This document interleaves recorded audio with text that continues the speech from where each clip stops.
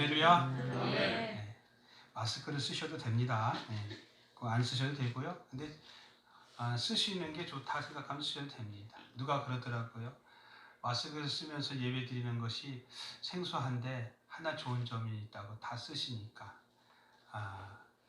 미의 아름다움이 평균화됐다 그럴까요? 누가 이쁜지 안 이쁜지 알 수가 없다.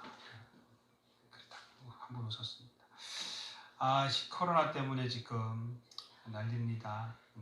뭐 이제 공권력까지 이제 교회에 선전포고하고 미리 닥치는 그런, 지난주부터 그렇게 했다고 그러더라고요. 우리 교회는 안 왔는데, 저는 지난주에 계속 방역을 하면서 동장님하고 밀접한 관계가 있으니까요. 사진을 다 보내드리고, 그리고 또 동장님도 지난주에 한번 왔다 갔고요. 또 발열 체크도 하고, 그 다음에 방역목도 다 체크하고 있고요. 그리고 또 손수 다 소독약을 뿌리는 찍은 사진을 또 보내줬더니 댓글에, 카톡에 답글이 이렇게 왔더라고요. 목사님이 직접 소독하시고 방역하시니 우리 성내동은 청정지구입니다 하면서 화이팅하고 왔더라고요. 제가 볼 때 구청 직원들이 얼마나 된다고 이 강동구에 있는 교회를 다 돌아다니겠어요. 지시를 내리겠죠. 동사무소에, 그렇죠? 그럼 동사무소에서 직원들이 나오겠죠. 저희 교회는 거의 나올 가능성은 없어요. 그런데도 불구하고 일단은 이번 주와 4월 5일까지만 좀 주의하자 하는 그런 취지로 공권력을 활동한 것 같은데, 이 부분이 너무 심하게 벌금을 때리겠다, 예배를 못 드리게 하겠다, 어기면 뭐 이렇게 나오니까 우리 교단에서는 지금 적극적으로 대응하고 맞서라, 이건 종교 탄압이다, 이렇게 얘기를 하죠. 그러나 우리가 이럴 때 잘 분별해야 됩니다. 그분들이 우리에게 얘기하는 것은 우리의 안전을 위해서 얘기하는 거죠. 그러니까 좋은 쪽으로 받아들이고 우리가 지킬 수 있는 또 그 규칙을 세운 것을 잘 따르면서 하게 되면 어려움 없지만, 우리 같이 작은 공간에서, 적은 공간에서 1m씩 떨어져서 예배를 드리라, 이건 좀 불가항력적인 거죠. 그래서 지금도 이렇게 앉아 있지만 어쨌든 건강을 위해서, 우리 안전을 위해서 진행하는 것을 우리가 조금 보조를 맞춰봤으면 좋겠다는 생각을 해봅니다. 그래도 집에서 인터넷으로 또 유튜브로 동영상으로 함께 예배드리는 우리 성도들 가운데도 오늘 이 시간 우리 이 자리에 임하시는 하나님의 은혜가 함께 임할 줄로 믿습니다. 네. 나이 보고 있냐? 지난주도 함께 예배드렸다고 하는데 예배 와서 장소에 와서 예배 드리는 것도 좀 조심한다고, 집에 있는 것도 괜찮지만 평소에 어디 저기 나가 돌아다니면서 여기저기 사람들 만나는 거, 이거 조심해야 된다. 좀만 행동 범위만 조금만 축소해 줬으면 좋겠다는 거야. 직장과 집, 그리고 외부 만나는 것들을 가혹적으로 안 했으면 좋겠어요. 저도 어제 친한 친구 딸인가요? 아들인가? 딸 결혼식이 있었어요. 인천에서인가 했는데 안 갔어요. 못 갔죠. 왜냐하면 갈 수가 없죠. 우리 같은, 제가 갔다 와서 또 무슨 일이 일어나면 안 되니까 못 갔죠. 그래서 못 갔어요. 못 갔더니 갔다 온 친구가 찾아왔더라고. 갔다 왔다고. 왜 와? 오지 말지. 네. 2시간 동안 와서 얘기하다 갔어요. 어쨌든. 축구한다고 축의금을 보내줬고요. 뭐 이렇게 좀 우리가 했으면 좋겠다는 생각이 들어요. 위로하고 다 이해됩니다. 오늘 또 이번 주하고 다음 주까지는 점심 식사가 없습니다. 오늘 2부 예배만 드립니다. 그리고 오후 예배, 목장 예배가 없습니다. 제가 목사로서 예배를 자꾸 축소한다는 이 자체가 굉장히 죄책감이 들거든요. 그런데도 불구하고 이렇게 할 수밖에 없게 된다는 것을 여러분들 이해하시고요. 그래서 수요일이랑 금요일, 공적 예배는 공예배라고 한다면 수요, 금요, 그 다음에 주일 11시 예배를 공예배라고 합니다. 이 세 가지는 좀 드려야겠다 생각을 해요. 그래서 수요일 날하고 금요일 날은 정상적으로 오시는 분들이 많지 않으니까 오셔서 예배 드리겠습니다. 제가 안 드린다고 했는데 수요, 금요, 주일 오후 2시, 11시 예배 2부까지만 3번, 이번 주와 다음 주 한 번 더 간다면 4월 첫 주까지 이렇게 지금 계획을 하고 있습니다. 여러분들 그렇게 하시고요. 하나님께 빨리 이 코로나가 이 나라에서 떠나갈 수 있고 또 잠재될 수 있게 해달라고 기도 많이 하시기 바랍니다. 자, 오늘 말씀의 제목은 하나님이 기뻐 받으시고 응답하시는 기도. 요약했어요. 하나님이 응답하시는 기도가 어떤 기도인가 라는 제목을 가지고 말씀을 바탕으로 해서 우리가 함께 은혜를 나누고자 합니다.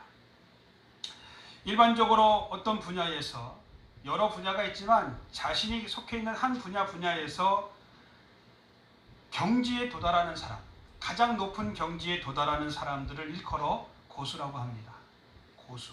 그 사람 고수야. 그렇게 얘기합니다. 그런가 하면 아직 그런 높은 경지에 이르지 못하고 도달하지 못한 사람들은 뭐라고 그럴까요? 하수라고 합니다. 하수. 고수는 한 부분에 있어서 최고의 경지에 이른 사람 보고 고수라고 얘기하고요. 그리고 그 경지에 도달하지 못한 사람들을 하수라고 이야기합니다. 예를 들어 이런 겁니다. 바둑을 하나 예를 들어 얘기한다면 고수들은 판 전체를 보면서 몇 수 앞을 내다보며 한 수 한 수를 두어 갑니다. 그런 반면에 하수들은 그저 그냥 당장 눈앞의 사활과 집을 차지하는 일에만 급급해가지고 거기에 신경을 다 쓰다 보니까 결국은 패하고 맙니다. 운동 경기에도 고수가 있습니다. 하수가 있습니다. 운동 경기 축구를 얘기한다면 경기 흐름을 잘 읽습니다. 그리고 그 공이 어느 쪽으로 올 것이라는 것을 미리 예측을 하고 또 어떤 공이 올지를 선관하는 그런 능력이 있어요. 그래서 그 길의 골목에 서서 공을 잡고 또는 야구는 잘 때려서 그리고 홈런을 치고 멋진 골을 넣으며 정말 멋진 플레이들을 펼칩니다. 이게 고수의 모습입니다. 이에 비해 운동 경기에 대해 하수들은 어떻게 해요? 그저 공만 보고 쫓아다닙니다. 공이 저리 가면 저리 쫓아가고 이리 가면 저리 쫓아가고 정신없이 공을 쫓아 따라다닙니다. 그러다가 경기 내에 제대로 공 한 번 제대로 만져보지 못하고 골 한 번 제대로 한 번 놓지 못하고 패하고 맙니다. 이런 고수와 하수는 세상의 많은 일들 가운데 있습니다. 직업에도 있습니다. 그 사람이 어떤 상황에 있는지 그 상황 속에서도 고수와 하수가 나눠지게 됩니다. 그런데 사랑하는 성도 여러분, 이 고수와 하수 이야기를 할 때 부단 이렇게 세상적인 것으로만 얘기할 것이 아니라 영적으로도 고수가 있고 영적으로도 하수가 있다는 사실을 아십니까? 예배에도 고수가 있고요. 기도에도 고수가 있고요. 전도에도 고수가 있어요. 반대로 예배에도 하수가 있고요. 기도에도 하수가 있고요. 전도에도 사명 감당하는데도 고수와 하수가 있다는 것입니다. 오늘 말씀을 토대로 그 중에서 기도에도 고수가 있고 또 기도에도 하수가 있다는 사실을 우리가 본문 말씀을 보면서 우리 사랑하는 성도 모두가 기도의 고수가 되어서 하나님께서 기뻐 받으시는 기도, 그리고 그 기도가 응답으로 저와 여러분들의 삶의 각 처소에서 응답으로 나타나는 기도가 되시길 주님의 이름으로 축원드립니다. 아멘. 우선 기도의 고수들은요, 기도 생활을 열심히 합니다. 기도 생활을 열심히 하는 사람은 기도의 고수입니다. 달인이라고 하죠, 요즘에.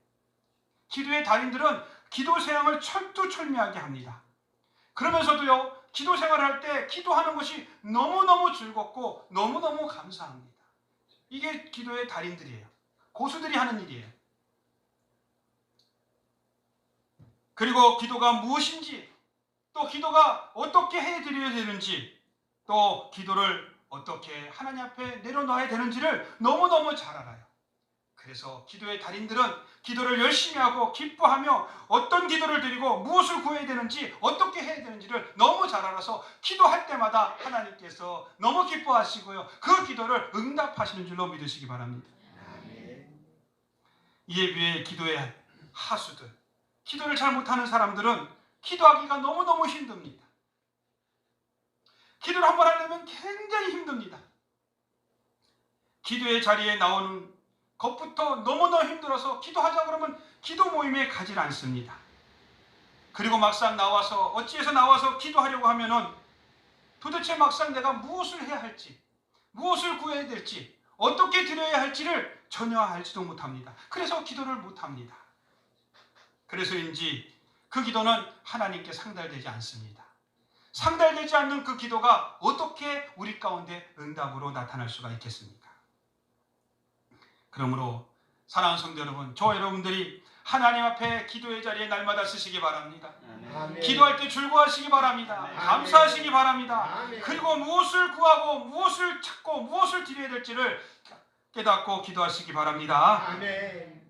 그렇다면 우리는 어떻게 이런 기도의 달인이 되어서 하나님께서 기뻐 받으시는 기도를 날마다 드리고 또 그 기도가 우리의 삶의 현장 속에 가정, 직장, 생업 속에서 응답의 열매로 나타날 수 있을까? 간단합니다. 우리의 기도의 모범이 되신 예수님께 본받고 예수님께 가르침을 받으면 되는 줄로 믿습니다. 아멘. 우리의 기도를 받으시는 주님께로부터 정확히 기도는 어떻게 시작하고 어떻게 진행하고 어떻게 맞춰야 되고 무엇을 구하고 무엇을 찾고 무엇을 누려야 되는지 우리 주님께서 말씀하시고 가르쳐준 대로 성경에서 우리에게 말씀하시는 대로 우리가 나아간다면 그 기도는 반드시 하나님이 흡양하시고 할렐루야 아멘. 응답하실 줄로 믿습니다. 아멘. 오늘 본문 1절에 보니까 예수님께서 제자들에게 기도를 가르치는 내용들이 나오는 겁니다. 예수님께서 한 곳에서 기도하시고 마치심에라고 나옵니다. 예수님이 기도하셨다는 거예요. 하나님이신 예수님께서도 날마다 하나님 앞에 기도했다는 거예요. 예수님께서 한 곳에서 기도하시고 마치심에라고 말합니다. 구체적으로 언제 그리고 어디서 예수님께서 기도를 드렸는지 나와 있지는 않습니다. 그런데 분명한 것은 예수님께서 기도하고 마치고 제자들 가운데로 오고 있었다는 것입니다. 그것을 제자들이 봤다는 겁니다. 사실 제자들이 볼 때요, 예수님은 늘 기도하는 분이었어요.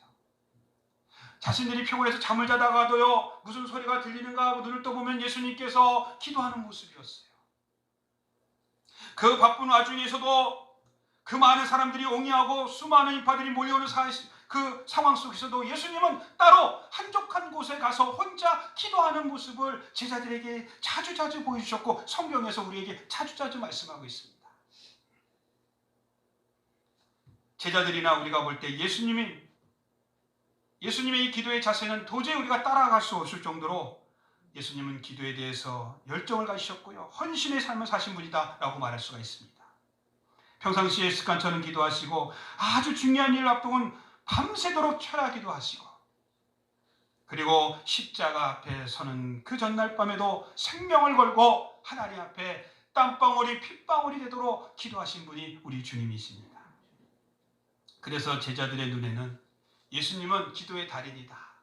기도의 고수다. 저렇게 기도하시니 하나님께서 능력 주셔서 많은 일들을 행하신다라고 말할 수가 있었던 겁니다. 1절에 보면 제자들이 예수님께 한 가지 청을 합니다. 요한이 자기 제자들에게 기도를 가르친 것 같이 우리에게도 주님 기도를 가르쳐 주십시오. 당시의 유대 지도자들이 제자들을 양육했는데 그 제자들에게 기도를 가르쳤나 봅니다. 그런 일환으로 세례 요한도 자기의 제자들에게 기도를 가르쳐줬다는 사실을 이 예수님의 제자들이 알았던 거예요. 그래서 이 제자들도 예수님께 나와서 청합니다. 예수님, 세례 요한의 제자들도 기도를 배워서 기도를 하는데 우리도 주님 어떻게 기도해야 되는지 좀 가르쳐 주십시오라고 제자들이 예수님에게 청을 올린 것입니다. 그 청을 받고 예수님께서 제자들에게 기도에 관해서 가르쳐 주셨습니다. 그 내용은 너무나 놀라운 내용입니다. 오늘 본문의 내용입니다. 지금까지 누구도 알지 못했던 놀라운 내용이 예수님의 입에서 나왔습니다. 더도 지금까지 유대 지도자들이나 요한이 가르쳐준 기도하고는 전혀 다른 내용들이 예수님의 기도의 가르침이 있었습니다. 그야말로 기도의 달인이 가르쳐주신 기도의 비결이고 하나님이 기뻐 받으시고 응답하시는 기도의 내용이었던 겁니다. 그렇다면 이 시간 예수님께서 제자들에게 가르쳐주신 이 기도의 비결은 무엇이며 우리도 기도의 달인이 되어서 하나님이 기뻐 받으시고 기도하는 것들마다 응답받아서 여러분의 가정과 삶 속에 그리고 우리 교회 모든 기관과 사역 속에 하나님의 영광이 나타나고 주의 나라가 선포되고 갖가지 기적과 이적들이 응답되는 귀한 역사가 일어나시기를 주님의 이름으로 간절히 축원드립니다. 아멘. 첫 번째, 하나님께서 응답받는 기도는 기도를 드릴 때 최우선순위를 두어야 한다는 겁니다. 다시 말해서 기도할 때 주먹구미로 하는 것이 아니라 기도할 때 순서가 있다는 거예요. 기도는 아무렇게 하는 게 아니라는 거예요. 여러분 오늘 이 순서를 잘 기억하셔서 앞으로 기도하실 때 예수님께서 말씀하신 대로 우선순위를 잘 두고 하나님 앞에 하나하나 기도하시기를 주님의 이름으로 축원드립니다. 2절과 4절에 보니까 예수께서 가시되 너희는 기도할 때 이렇게 하라. 아버지여 이름이 거룩히 여기심을 받으시며 나라가 임하옵시며 우리에게 날마다 일용할 양식을 주옵시고 우리가 우리에게 죄 지은 모든 사람을 용서하오니 우리 죄도 사하여 주옵시고 우리를 시험에 들게 하지 마옵소서 하라. 여러분, 이게 기도의 순서예요.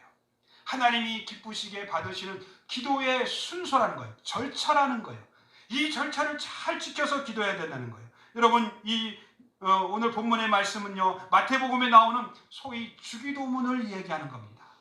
마태복음에 나오는 주기도문을 예수님께서 이렇게 간추려서 얘기했어요. 마태복음에 나오는 주기도문하고 약간의 차이는 있습니다. 내용이 약간의 차이는 있습니다. 그런데도 불구하고 중요한 것은 제자들이 기도를 어떻게 해야 하는지를 예수님께 청하였을 때 오늘 이 말씀은 주기도문의 내용이지만 정말로 어떻게 기도하는 것이 하나님이 기뻐 받으시는 기도고 응답되는 기도라는 사실을 정확하게 말씀하고 있어요.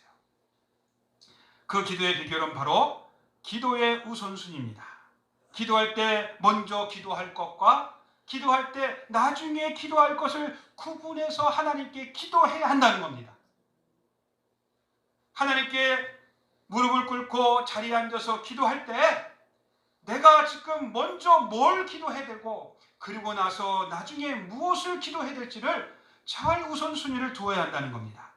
좀 더 쉽게 말씀드리면 우리가 기도를 시작할 때 하나님 앞에 드려야 할 것과 그리고 내가 구할 것을 순서를 잘 정해야 한다는 거예요. 마태복음 6장 33절에 예수님께서 더 분명하게 기도의 우선순위에 대해서 이렇게 말씀합니다. 너희는 먼저 그의 나라와 그의 의를 구하라. 그리하면 이 모든 것을 너희에게 더하시리라. 아멘. 기도의 우선순위가 있다는 거예요. 너희는 먼저 그의 나라와 그의 의를 구하라는 거예요. 하나님의 나라와 의를 구하라는 거예요. 하나님의 영광을 먼저 구하라는 거예요. 그리고 우리의 필요한 것을 구할 때 하나님께서 기뻐 받으시고 그 기도에 응답을 더하신다는 사실을 믿으시기 바랍니다. 그렇습니다. 기도할 때 먼저 하나님의 나라의 의를 위해서 기도해야 합니다. 그리고 나서 내가 필요한 거, 우리가 필요한 거, 우리 자녀들이 필요한 거, 우리에게 필요한 것들을 하나님께 기도해야 한다는 겁니다. 이 말씀을 더 구체적으로 풀이하다 보면 더 극단적으로 더 쉽게 아주 단편적으로 표현한다면 이렇게 표현하는 거예요. 우리가 하나님의 영광을 위해서 기도한다면, 우리가 하나님의 영광을 위해서 주의 나라를 위해서만 기도한다면 우리의 필요를 기도하지 않아도 하나님께서 들어주신다는 사실입니다. 네. 왠지 아십니까? 하나님은 우리의 필요를 이미 알고 계시기 때문인 줄 믿습니다. 이 땅에서 우리가 무엇을 먹고 무엇을 입고 무엇을 마시고 어떻게 살아야 될 것을 너무너무 잘 아시기 때문에 하나님께서 우리가 그것을 구하지 아니하고 오직 하나님의 영광만을 위해 기도한다 할지라도 응답해 주신 줄로 믿으시기 바랍니다. 그렇습니다. 기도의 하수들이 흔히 범하는 잘못은 기도의 순서가 뒤바뀐 겁니다. 내 거 먼저 주시옵소서, 이렇게 해주세요. 자기의 기도에 대해만 집중적으로 기도하고 만다는 것입니다. 자기 것을 기도하다가 이제 끝에 조금 하나님 우리 교회를, 우리 성도들을 하나님의 나라에 쓰임받게 해달라고 아주 간단하게 기도한다는 거야. 시간이 남으면 하나님의 나라를 조금 기도하다 만다는 거. 이게 잘못된 기도라는 거예요. 하나님이 기뻐 받으시는 기도가 아니라는 거예요. 심지어 자기의 필요에 따라 하나님 이것 주세요, 저것 주세요, 이렇게 해주세요, 저렇게 해주세요 하다가 끝난다는 겁니다. 그런 기도 응답이 더딘 겁니다. 여러분, 지금까지 응답이 더뎠다면 기도의 우선순위를 정립하시기를 주님의 이름으로 축원드립니다. 그렇게 기도 생활하면 기도가 복되지 못하는 거예요. 하나님의 나라와 의를 먼저 기도하고 구하고 찾고 하나님의 것을 인정하십시오. 그럴 때 하나님께서 우리의 필요를 채워주신 줄로 믿습니다. 일부 예배를 실시간 예배를 드렸어요. 그래서 오늘 일부 예배도 못 오신 분들, 2부 예배 못 오신 분들도 지금도 실시간 예배를 드리고 있기 때문에 지금 방송으로 지금 보고 계신 분들도 있어요. 어머니가 항암 치료 다 끝나고 면역력이 없어가지고 교회 나와 예배를 드리고 싶은데 못 나오셔서 일부 예배 함께 우리 주혁이랑 예언이랑 같이 드렸던 것 같아요. 근데 예화를 좀 하나 들었는데 얘가 또 그걸 듣고 오더니 아까 잠깐 들었더니 빼세요. 그거 하지 마세요. 전혀 맞지도 않습니다. 그러니까 제발 하지 마세요 하고 협박을 하고 나갔지만 해봐야 될까요? 쉽게 예를 들어서 하는 이야기니까 그래요. 여러분들도 경험을 했을 겁니다. 자식을 키우다 보면 이런 경험을 다 한두 번쯤은 해봤을 거예요. 하루는 우리 주혁이가 저에게 와서 일렉 기타를 하나 더 구입해달라는 겁니다. 자기 메인 기타가 있는데 보조 기타가 하나 필요하다는 거예요. 왜 그러냐 했더니 일렉 기타, 메인 기타는 어디 나가서 뭐 할 때 연주할 때 쓰고 그 다음에 보조 기타는 늘 연습할 때 써야 될 것 같다면서 하나 구입을 했으면 좋겠다는 거예요. 그래? 얼만데? 사실 많이 비싼데 자기 친구가 같이 다 음악을 하니까 쓰던 거를 한 80만 원에 판다고, 그러니까 반값 정도에 파는 것 같아요. 판다고 한 80만 원만 빌려달라는 거예요. 그거 하나 사가지고 연습 좀 하게요. 그 이놈이 어떻게 해요? 음악을 전공하니까 어떻게 없는 돈 다 모아가지고 80만 원 주고 그 일렉 기타를 하나 사줬습니다. 그런데 한 달이 가고 두 달이 가는데도 갚을 생각을 안 해요. 돈이 없어서 그런 건지 아니면 안 주려고 그러는 건지 그냥 은근슬쩍 넘어가는 거예요. 그러다 몇 달 지났는데요. 제 생일이 돌아왔어요. 제 생일이 돌아왔는데 얘가 생일 선물이라고 지갑 하나, 반지갑 하나 제가 갖고 오려다가 자랑하는 것 같아서 안 갖고 왔어요. 반지갑 하나 딱 선물해 갖고 온 거예요. 그래서 그냥 그러니 했어요. 그냥 지갑인가 보다 했어요. 그런데 영수증을 보니까 현대백화점에서 50만 원이 넘는 지갑이더라고요. 제가 그것을 다시 가져가서 바꾸겠어, 안 바꾸겠어, 돈으로? 저는 바꾸죠. 그러니까 얘가 그걸 알고 거기다가 제 이름을 아예 새겨서 갖고 왔어요. 못 바꾸게. 그러면서 한다는 소리가 아버지, 이제는 아버지도 이런 지갑 좀 하나 갖고 다니실만 해요. 하고 툭 던져주더라고요. 돈 무서운지 모르는 놈. 고함을 치고 소리를 지르고 야단을 쳤지만 사실은 기분이 좋더라고요. 그러고 나서 지금까지 그 80만 원을 달라지도 못하고 있어요.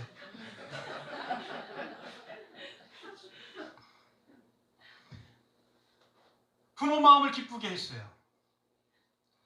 부모 마음을 기쁘게 하면 오늘 본문에 나왔지만 악한 자라도 자식에게 좋은 것을 주려 하거든 하물며 하나님께서 너에게 좋은 것, 성령을 주시지 않겠느냐. 할렐루야. 네. 그렇습니다.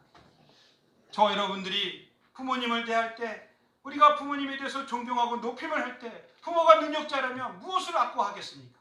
그런데 부모가 능력자인데도 불구하고 맨 달래기만 하고 맨 가서 뺏어만 가지고 쓰려고 하는 자식이 있다면 능력자라도 그 자식에게 부모가 뭘 주려고 하겠어요?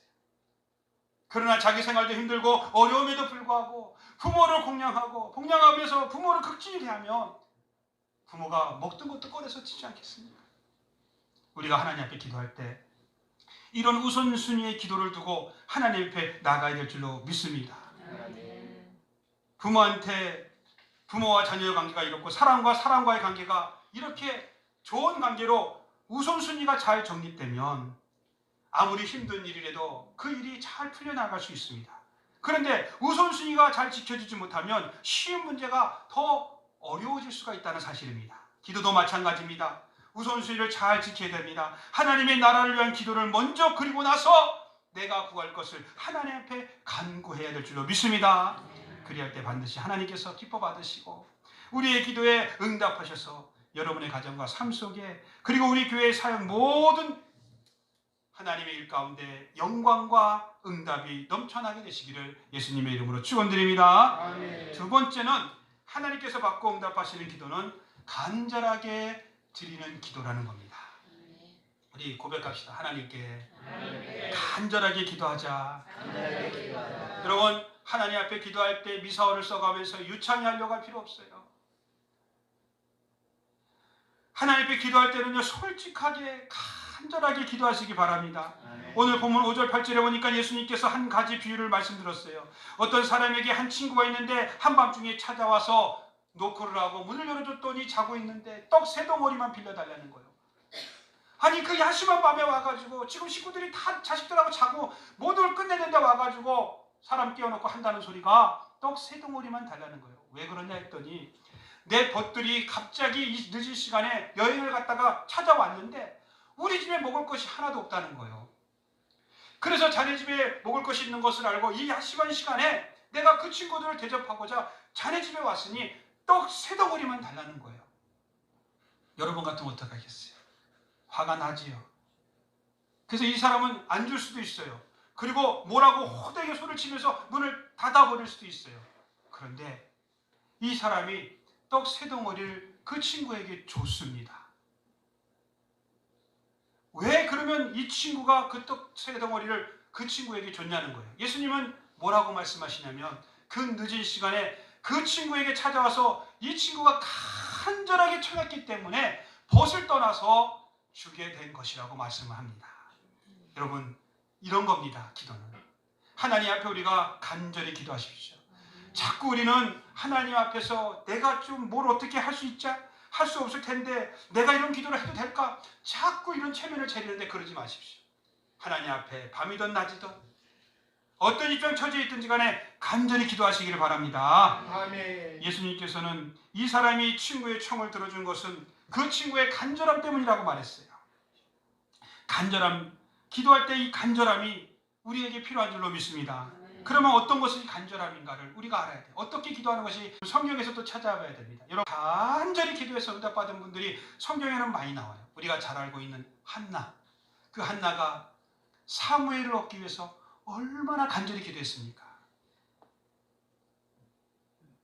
또 엘리야가 하나님 앞에 얼마나 갈멜산에서 번제물로 응답받고자 얼마나 간절히 기도했습니까? 솔로몬이 1000번제를 드렸잖아요. 우리가 성경에 보면 하나님께 간절히 기도해가지고요, 한 사람도 그 기도에 응답받지 못한 사람이 없고 다 응답받은 사람으로 우리에게 전해진 줄로 믿습니다. 오늘의 그 간절함은 열왕기상 18장 42절 43절에 보면 엘리야가 기도했던 것입니다. 엘리야가 갈멜산 산꼭대기에 올라가서 땅에 꿇어 엎드려 그 얼굴을 무릎 사이에 놓고 그 사원에게 이르되 올라가 바다 쪽을 바라보라. 그가 올라가 바라보고 말하되 아무것도 없나이다. 이르되 7번까지 다시 가라. 하나님 앞에 간절히 기도하면서 자기 종에게 저 바다 끝에 가서 비구름이 있는지 없는지 무슨 징조가 없는지 가보라니까 보더니 없다는 거예요. 그러니까 뭐라 그래요? 7번까지 가라. 간절한 의미를 이야기합니다. 엘리야가 하나님께 간절히 이스라엘에 비가 오게 해달라고 기도했다는 겁니다. 어떻게 알 수 있습니까? 우선 엘리야의 기도 자세를 보면 알 수 있어요. 땅에 엎드려 무릎을 꿇고 그 무릎 사이에 자신의 얼굴을 집어넣고 간절하게 기도했다. 제가 어릴 때만 해도요, 우리 교회는요, 이 바닥이 의자가 없었어요. 명일동 성결교회는 의자가 전혀 없어요, 본당에도. 근데 명덕교회는 학생회는 의자가 없고 본당에는 의자가 있었어요. 근데 지금은 다 의자에 앉으니까 무릎을 꿇릴 일이 거의 없어요. 거의 무릎을 꿇을 일이 없어요. 그러니까 너무 자세가 좋은 거예요. 하나님 앞에 나와 예배 드릴 때도 다리 딱 꼬고 앉히고요, 다리 쫙 벌리고 앉아도 누가 뭘 할 사람 없고요, 그냥 딱 삐딱하게 기대 앉아도 누가 뭘 할 사람 없고요. 이 바닥에 앉으면 자세를 잘 취하게 되는데 이 의자에 앉으니까 자세 자체가 잘 안 돼요. 기도할 때도 그래요. 여러분은 경험해 보셨겠죠. 바닥에서 무릎 꿇고 2-3시간 기도하고 나면 다리가 어때요? 내 다리가 아니라니까요. 굉장히 처음엔 저립니다. 20-30분 지나면. 그리고 1시간에서 1시간 10분 지나면요, 이제 다리에 감각이 없어집니다. 그래서 제가 어릴 때요, 기도하다가요, 막 다리를 막 꼬집었다니까요. 감각이 없어. 내 다리 같지도 않아. 만져도 느낌이 없는 거예요. 무릎 꿇고 기도하다 보니까 2-3시간씩. 그리고 이제 그것이 풀리고 나면 꼬집었던 데가 얼마나 아픈지 그냥 한번 경험들 해보십시오. 여러분, 하나님께 기도할 때 자세 중요합니다. 우리의 마음이 중요하지만 중요한 우리의 마음에 앞서 자세도 하나님 앞에 올바로 가지셔야 될 줄로 믿습니다. 그렇습니다. 엘리야는 기도의 자세가 간절한 기도의 자세였어요. 그리고 끈질긴 간절함이었다는 겁니다. 7번까지 가라. 한두 번 하다 마는 기도요, 하나님께서 응답하시겠습니까? 응답될 때까지 끈질기게 기도하시기를 주님의 이름으로 축원드립니다. 아멘. 그리고 기도했다면 확인해야 돼요. 올라가 봐라. 가서 봐라. 확인해 봐라. 다시 가서 봐라. 여러분, 저와 여러분들이 하나님께 기도했다면요, 그 기도가 내 삶의 현장에서 어느 부분에서 어떻게 이루어지는지 확인하려고 근신에 깨어 있어야 됩니다. 흐리멍텅하게 기도해놓고도 그냥 아무 생각 없이 염려하고 근심하고 있으면 그 기도는 우리 가운데서 응답되기가 힘듭니다. 사실 웬만큼 기도하는 사람들도 상황이 절박하면 이렇게 간절히 기도합니다. 가령 예를 들어 고3 수험생을 두고 있는 부모들은 얼마나 하나님 앞에 간절히 기도합니까? 자식들이 좋은 대학 가게끔 얼마나 기도합니까? 또 부모님이 혹시나 암치료를 하게 되면 자식들이 금식을 하면서 하나님 앞에 얼마나 매달려 기도합니까? 이처럼 다급한 문제가 생겼을 때 누구든지 다 간절히 기도합니다. 그런데요, 야고보 사도는요, 이런 엘리야, 하늘에서 비가 내리게 한 이 엘리야의 기도를 간절한 기도라고 말씀하고 있지 않다는 겁니다. 뭐라고요? 이렇게 무릎 사이에 고개를 집어넣고 무릎 꿇고 하나님 앞에 비가 내리도록 기도했던 이 엘리야의 기도가 야고보서에서 야고보는 그 기도는 하나님께 간절히 기도한 기도가 아니라는 겁니다. 그러면 도대체 간절한 기도는 어떤 기도를 간절한 기도라고 말할까요? 야고보서 5장 17, 18절에 보니까 이렇게 기록되어 있습니다. 엘리야는 우리와 성정이 같은 사람이로되, 우리랑 똑같은 사람이라는 거예요. 그가 비가 오지 않기를 간절히 기도한즉, 비가 오지 않도록 간절히 기도한즉 3년 6개월 동안 땅에 비가 오지 아니하고 다시 기도하니 하늘이 비를 주고 땅이 열매를 맺었느니라. 3년 6개월 동안 간절히 기도했더니 비가 오지 않았다는 거예요. 그러나 간절히 기도했던 말이 없이 기도하니 하늘이 비를 주고 땅이 열매를 맺었느니라. 야고보 사도는요, 우리가 앞서서 지금 간절히 기도했던 그 갈멜산에서 무릎을 꿇고 무릎 사이에 얼굴 쳐박고 간절히 기도했던 그 엘리야의 기도는 간절히 기도하는 것이 아니라고 우리에게 이야기합니다. 그냥 평범한 기도라고 말하고 있어요. 대신 비가 내리지 않기를 기도할 때, 이스라엘 땅에 3년 6개월 동안 비가 내리지 않기를 기도할 때 그가 하나님 앞에 간절하게 기도했다라고 말하고 있습니다. 도대체 어떻게 기도했기에 간절한 기도라고 기록해 놓았을까요? 유감스럽게 어떤 자세로 어떤 입장에서 기도했는지는 자세히 나와 있지 않습니다. 그러나 엘리야가 간절하게 기도한 후에 아합에게, 그 당시에 아합 왕에게 선포한 내용만 이렇게 소개됩니다. 내가 섬기는 이스라엘의 하나님 여호와께서 살아계심을 두고 내가 맹세하노니 내가 말이 없으면, 내가 지금부터 말을 안 하면 수년 동안 비도 이슬도 있지 아니하리라. 엘리야 선지자가 하나님께 기도응답을 받고 앞으로 이스라엘 땅에 수년 동안 비도 이슬도 내리지 않을 것을 선포한 내용이 나옵니다. 사랑하는 성도 여러분, 이 부분에 있어서 우리가 한 가지 유추해 볼 일이 있다는 거예요. 뭘 유추해야 되는가? 이스라엘은 하나님 앞에 큰 범죄를 졌어요. 우상을 숭배했어요. 그래서 엘리야가 이스라엘 백성이 하나님을 떠났고 우상을 숭배가 극심하기 때문에 너무도 엘리야는 안타까웠어요. 그리고 이것 때문에 하나님 앞에 기도했어요. 하나님, 이 백성이 하나님을 떠나고 우상을 숭배하고 하나님의 말씀을 저버리고 죄악에 가득 차 있으니 어떻게 하면 좋습니까? 하고 하나님 앞에 간절히 기도했어요. 급기야 하나님 앞에 엘리야가 간절히 어떻게 기도하느냐? 가뭄이 들어서도 이스라엘 백성이 정신 차리고 하나님께 돌아오게 해달라고 기도했던 거예요. 앞으로 3년 6개월 동안 하나님 이 땅에 비도 내려주지 마시고 또한 이슬도 내리지 마시옵소서. 그래서 이 백성이 하나님을 떠나고 우상을 숭배한 것이 얼마나 큰 죄임을 깨닫고 돌아올 수 있게 해달라고 간절히 기도했더니 하나님께서 그 기도를 들으셨다는 거예요. 여러분, 이 내용의 핵심을 우리가 잘 알아야 됩니다. 야고보 사도는 이런 기도를 간절한 기도라고 말해요. 그렇습니다. 간절한 기도는요, 하나님의 마음이, 하나님의 안타까운 마음이 함께 들어있는 기도가 간절한 기도고 하나님이 받으시는 기도요 응답인 줄로 믿으시기 바랍니다. 하나님의 안타까운 걸 가지고 기도해야 돼요. 하나님 마음을 갖고 주님의 심장을 갖고 나도 간구하고 기도하는 것들이 하나님이 기쁘시게 받는 거예요. 그저 떡 하나 더 하나, 화장실 하나 더 하나 얻는 거, 그저 육신에 떡 하나 더 받는 거, 이게 아니라 하나님의 안타까운 마음.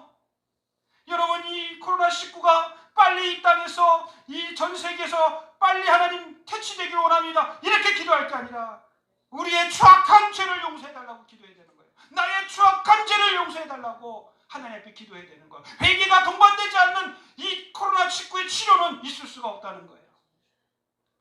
우리가 회개해야 되는 거예요. 아멘. 하나님의 마음을 갖고 회개할 때 그 기도가 하나님이 받으시고 응답되는 기도인 줄로 믿습니다. 아멘. 여러분 가정이 여러분 하나님의 은혜로 평안되기를 원합니다. 내 죄악을 토로하십시오. 내 삶에 문제가 있는 추악한 것들을 다 죄를 회개하시기 바랍니다. 아멘. 그럴 때 하나님께서 우리를 긍휼히 여기시고 주여. 그 모든 죄악을 도말하실 뿐만 아니라 모든 질병도 걷어가시고 주여. 치료와 회복으로 세워주실 줄로 믿으시기 바랍니다. 아멘. 엘리야처럼 하나님의 안타까운 마음을 느끼고 그것을 안타까운 마음을 가지고 기도를 해야 합니다. 그러므로 우리가 하나님께 간절히 기도하는 것은 바로 내 자신의 감정 입장을 따라 기도하는 것이 아니라 하나님의 마음을 담아 기도하는 것인 줄로 믿으시기 바랍니다. 아멘. 이와 같이 우리가 주님의 심장을 가지고 기도할 때 하나님의 뜻이 우리의 기도를 통해서 이루어지게 될 줄로 믿습니다. 이 시간 이후로 하나님의 마음을 느끼며 기도하심으로 여러분의 모든 기도가 먼저 하나님께 영광이요 그리고 여러분에게 놀란 은혜와 복으로 기도의 각 처소에서 응답되시기를 예수님의 이름으로 축원드립니다. 아멘. 마지막 세 번째, 하나님께서 기뻐 받으시는 응답하는 기도는 성령 안에서 기도해야 합니다. 성령 안에서 기도해야 합니다. 안 띄워줘요? 우리가 성령 안에서 기도해야 돼요. 우리가 육신에 속해서 기도하는 기도는 하나님의 나라의 다 잡동사니 우편물 취급을 받게 되는 거예요.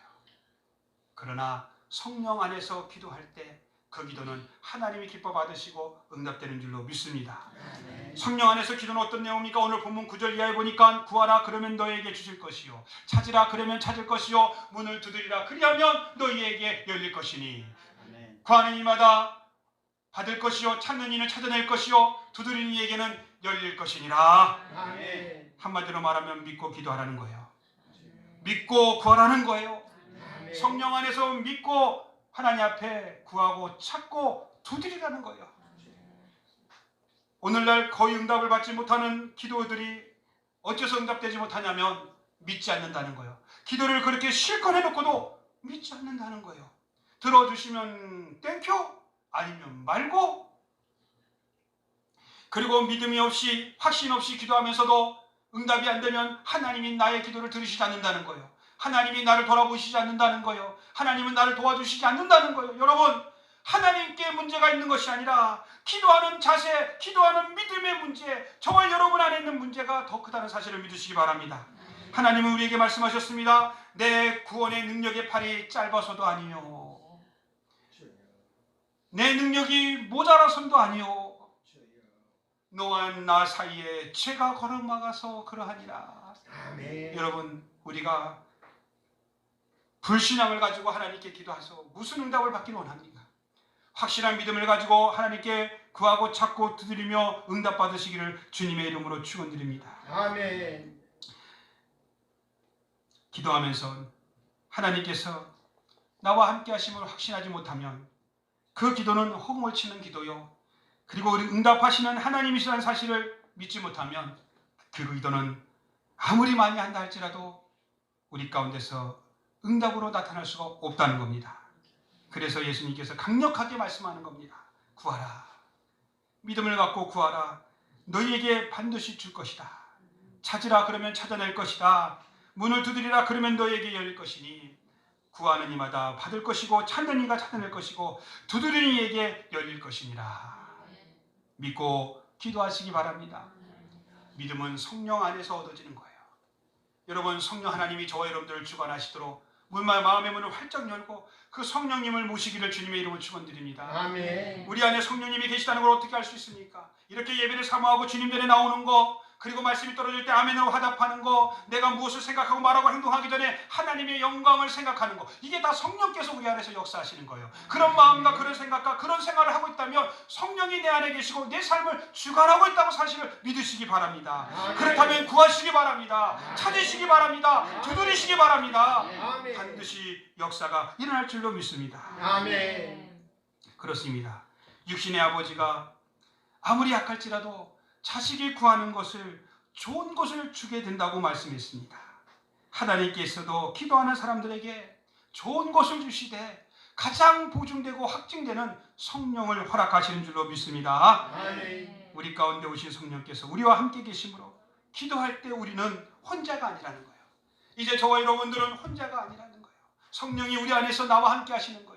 하나님이 나와 함께 하신다는 사실을 믿으시기 바랍니다. 로마서 8장 26절에 성령도 우리의 연약함을 도우사 우리가 마땅히 빌바를 알지 못하나 오직 성령이 말할 수 없는 탄식으로 우리를 위해 친히 하나님 앞에 간구하노라. 아멘. 여러분, 성령께서 우리를 위해서 날마다 기도하고 계십니다. 기도는 우리의 영혼의 호흡인데 우리가 영혼의 호흡을 안 하고도 살 수 있는 유일한 길은 바로 성령 하나님의 산소 마스크가 우리 가운데 있기 때문에 그러는 거예요. 그러나 아멘. 산소 마스크를 쓰고 얼마나 더 견디겠습니까? 그 산소 마스크를 낀 사람이 무슨 능력을 갖고 무슨 힘을 갖고 무슨 일을 할 수 있겠습니까? 산소 마스크를 떼어내고 내 코로 내 신체 기능을 가지고 숨을 쉬고 일어나서 생활하는 사람이 무엇이든지 할 수 있는 것처럼 성령님의 산소 마스크가 우리 안에 내재되어 있고 그리고 우리가 그 은혜 가운데 숨을 쉬면서 기도하며 기뻐하며 하나님 앞에 세워져 나가야 될 줄로 믿습니다. 그렇다면 성령께서 무엇을 도와주십니까? 우선 우리가 기도할 때 믿고 기도할 수 있게끔 우리를 굳건하게 해주신 줄로 믿습니다. 아멘. 그리고 기도하고 나서 응답이 나타날 때 그것도 잘 깨닫게, 이게 하나님의 은혜구나, 잘 깨닫게 도와주십니다. 많은 사람들이 믿음이 좋아 보이는데요, 하나님께서 이런 모양 저런 모양으로 응답해 주시고 역사하시는 걸 깨닫지 못해, 감사하지 못해. 그래서 뭐라고 그래? 내가 했더니, 내가 열심히 발에 땀나도록 뛰었더니, 내가 열심히 무엇인가 했더니, 사람 만났더니, 이렇게 했더니 이렇게 됐다라고 하는 거야. 성령 하나님이 계신 분은 다 하나님께 영광이에요. 이것도 하나님께 영광. 하나님이 도와주셨어요. 하나님이 하셨어요. 우리 고백합시다. 하나님께서 하셨어요. 하나님이 도와주셨어요. 할렐루야. 아멘. 그걸 깨닫게 하시는 게 하나님, 예수, 성령님께서 하시는 일이에요. 좀 더 쉽게 얘기한다면 응답이 더딜 때 포기하지 않고 계속해서 기도하게 하시는 힘을 주시는 분이, 믿음을 주시는 분이 성령님이세요. 아멘. 여러분, 기도를 했는데 1년, 2년, 3년이 됐는데도 응답이 안 됐습니까? 그런데도 우리가 계속 기도하고 있습니까? 성령께서 그렇게 만들어 주신 줄을 믿으시기 바랍니다. 또 응답이 거절될 때도 그 응답이 왜 거절됐는지 그 이유를 깨닫고, 아멘, 나는 그것이 옳은 것이고 그것이 좋은 것이고 그것이 나에게 필요한 줄 알았는데, 지금 이렇게 성령께서 말씀하시니 그것이 지금 나에게 필요가 없고 어쩌면 그것이 나에게 더 해악이 된다는 것을 깨닫게 해주셨다는 거예요. 그래서 응답이 안 됐는데도 감사하는 분들 저는 많이 봤어요. 쉽게 얘기해서 암병에 걸린 분이 감사하다는 거예요. 깨달았다는 거예요. 사업이 망한 분이 감사하다는 거예요. 깨달았다는 거예요. 내가 암에 안 걸렸으면 하나님을 찾지 않았을 거예요. 내가 사업이 잘 나갔다면 하나님 앞에 나오지 않았을 거예요. 내 자식과 문제가 없었으면 내가 하나님 앞에 나오지 않았을 거예요. 부부관계가 좋지 않았으면 하나님 앞에 나오지 않았을 거예요. 근데 하나님 앞에 나오니까 그것을 알게 됐다는 거예요. 나오기 전에는 내가 왜 암에 걸려야 되는가? 왜 내 사업이 망하고 내 자식이 이렇게 문제가 있는가? 왜 부부관계 이런가? 이렇게 원망과 불평을 갖고 있었는데 성령이 내 안에 계시니까 왜 그런지 알게 됐다는 거예요. 깨닫게 됐다는 거예요. 그리고 내 자신을 돌아보고 회개하고 내 자신부터 다시금 세워진다는 거예요. 기도하는 것과 다르게 응답될 때 그것이 내게 더 좋은 것을 발견하게 해주는 성령의 은혜라는 거예요. 그래서 우리를 믿음 가운데 계속해서 하나님을 바라고 믿고 소망하며 기도하게 격려하시는 분이 성령 하나님인 줄 믿으시기 바랍니다. 아멘. 예배소 6장 18절에 모든 기도와 간구를 하되 항상 성령 안에서 기도하라. 아멘. 여러분, 그 기도가 하나님이 기뻐 받으시는 기도, 우리가 응답받는 기도인 줄로 믿습니다. 아멘. 이제 말씀을 맺습니다. 오늘부터 기도할 때 성령 하나님을 의지하시고 성령 하나님을 모시고 기도하시기 바랍니다. 아멘. 성령께서 우리 믿음을 굳세게 지켜주실 것입니다. 바로 그 기도가 하나님께서 기뻐 받으시고 응답되는 기도인 줄로 믿습니다. 아멘. 사랑하는 성도 여러분, 하나님께 기도를 드렸다면 반드시 응답을 받아야 됩니다. 기도해놓고 들어주시면 감사, 뭐 안 들어주시면 그만, 이런 자세가 아니라 반드시 응답받는다는 믿음을 갖고 하나님 앞에 나오시기 바랍니다. 모든 분야가 다 그렇듯이 고수들은 저마다 비결을 가지고 있다고 그랬습니다. 기도에도 마찬가지입니다. 예배에도 마찬가지입니다. 하나님의 사명을 감당하는 것도 마찬가지입니다. 예수님께서 친히 말씀하시고 행하시고 가르쳐 주신 대로 우리가 따라만 하면 됩니다. 기도의 우선순위를 바로 세우는 것, 무엇을 먼저 기도해야 되는 것, 하나님의 영광을 구하시기 바랍니다. 그리고 하나님의 마음을 품고 기도하시기 바랍니다. 그리고 성령 안에서 믿음을 갖고 간절히 기도하시기 바랍니다.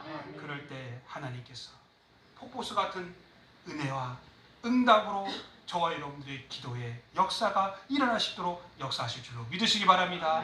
이런 기도에 응답을 받으시는 우리 모든 성도님들의 가정과 삶, 그리고 우리 교회 모든 사역이 되시기를 예수님의 이름으로 간절히 축원드립니다.